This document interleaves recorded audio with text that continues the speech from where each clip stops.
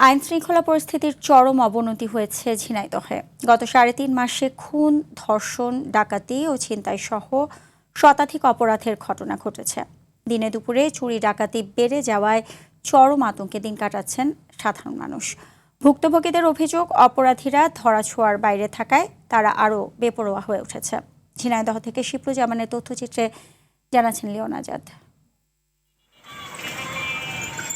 প্রায় ২০ লাখ মানুষের বসবাস ঝিনাইদহের ৬টি উপজেলায়। একসময় চরমপন্থীদের অভয়ারণ্য হিসাবে পরিচিত সীমান্ত ঘেঁষা এ জেলায় নতুন করে বেড়েছে অপরাধ প্রবণতা। দিনে দুপুরে খুন, চুরি ডাকাতি, ধর্ষণ ও চাঁদাবাজির ঘটনায় দিশেহারা সাধারণ মানুষ।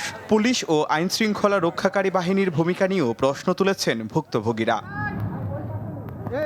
জেলা পুলিশের অপরাধ বিভাগের তথ্য মতে গত মে মাস থেকে আগস্টের ১৫ তারিখ পর্যন্ত জেলায় ১২টি খুনের ঘটনা ঘটেছে।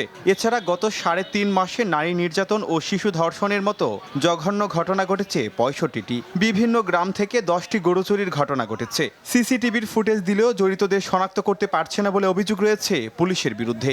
আমাদের যে অবস্থা চলছে তাতে তো আমরা খুব সমস্যার ভিতরে আছি। সব কিছু দেখা যাচ্ছে যে এইভাবে খুন, রাহাজানি, এইভাবে দর্শন, এই সমস্ত কিছু অনেক কিছু হয়ে যাচ্ছে।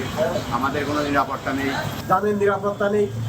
তারপরে দেখা যাচ্ছে যে এই ওর মারতে, ওর ধরতে, এই করতে, এই সব করছে। আমরা যেটা চাই সেটা হচ্ছে না, কারণ দেশে আইন নেই।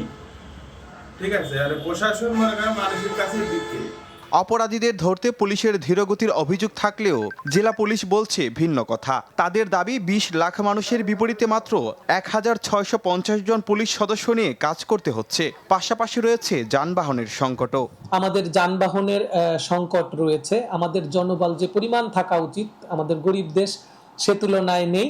তারপরেও যেটুকু জনবল আছে, আমার ৩৪টা ক্যাম্প, ৬টা থানা, আমরা সবাই মিলে, আমার ডিবির টিম, সাইবার টিম মিলে চেষ্টা করছি। প্রশাসনের এমন চরম নিষ্ক্রিয়তা আর কতকাল সহ্য করবে এ জেলার সাধারণ মানুষ?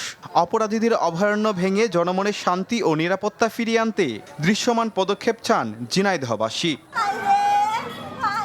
Leone Azad, RTV।